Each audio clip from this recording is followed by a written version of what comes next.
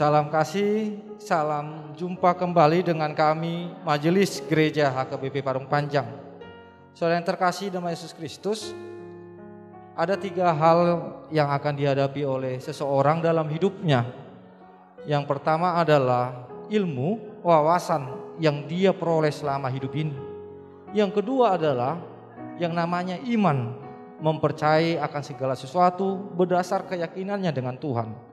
Yang ketiga adalah yang akan dihadapinya, yang diterima dalam hidupnya adalah penderitaan, tantangan dan cobaan, rintangan di tengah-tengah kehidupan ini.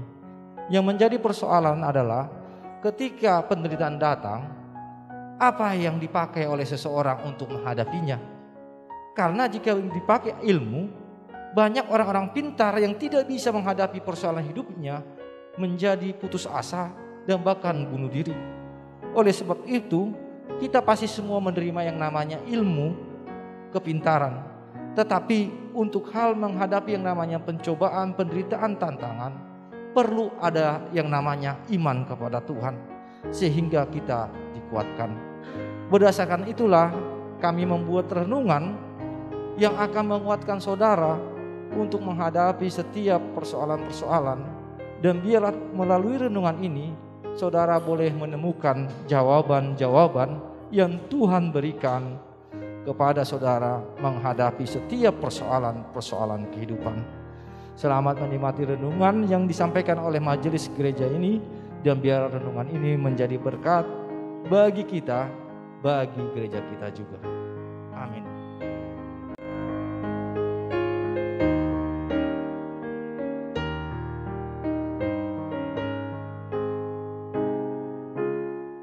Selamat pagi, salam kasih. Kita berjumpa kembali dalam kasih Tuhan. Marilah kita satukan perjumpaan kita dengan firman Tuhan. Sebelumnya marilah kita berdoa. Terima kasih Tuhan atas hari yang baru yang Tuhan berikan kepada kami, dan biarlah kami menjalani aktivitas kami pada pagi ini dengan firman Tuhan yang selalu mengajari kami, membimbing kami. Terima kasih Tuhan, di dalam Kristus Yesus kami berdoa. Amin.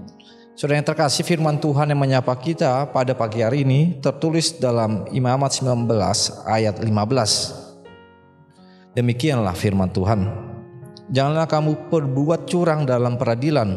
Janganlah engkau membela orang kecil dengan tidak sewajarnya, dan janganlah engkau terpengaruh oleh orang-orang besar.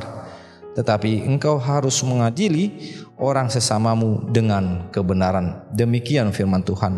Saudara yang terkasih, sering kita melihat di suatu pengadilan ada suatu patung yang matanya ditutup pakai selai lembar kain, dan juga di tangannya memegang pedang, dan juga di tangan sebelah kirinya memegang timbangan. Patung itu adalah patung Dewa Temis, Dewi Temis, atau sering dibilang adalah patung keadilan. Maksud dari patung tersebut adalah mata yang tertutup yang tidak memandang apapun. Pedang yang terhunus adalah keputusan untuk mengambil suatu sikap, dan timbangan yang ada di sebelahnya adalah mengukur sesuatu berdasarkan nilai-nilai yang ada. Dalam hal ini berarti di dalam setiap proses pengadilan akan ada yang namanya mengukur suatu persoalan, dan juga akan ada melihat sesuatu dari seorang kasus tanpa memandang bulu, tanpa memandang kaya ataupun miskin, dan pengadilan akan memutuskannya dengan pedang yang menjadi kekuatan dari keputusan tersebut. Firman Tuhan yang menyapa kita diingatkan oleh Musa bagaimana orang Israel harus menjalani kehidupan dengan seadil-adilnya, di mana orang Israel diingatkan agar tidak berlaku curang, tidak memandang orang dari latar belakang ataupun kemampuannya. Dalam kehidupan kita sehari juga kita akan diperhadapkan yang namanya nilai-nilai kebenaran. Kadang untuk memutuskan suatu nilai-nilai kebenaran, sering sekali kita akan melihat dari latar belakangnya. Oleh sebab itu banyak hal terjadi, sesuatu persoalan terjadi, kita masih selalu melihat dari sudut-sudut seseorang tersebut. Apalagi kalau kita mendengar ketika orang melakukan kesalahan dan tepat sesuai atau sama dengan marga kita, banyak yang akan mendukungnya atau membelanya.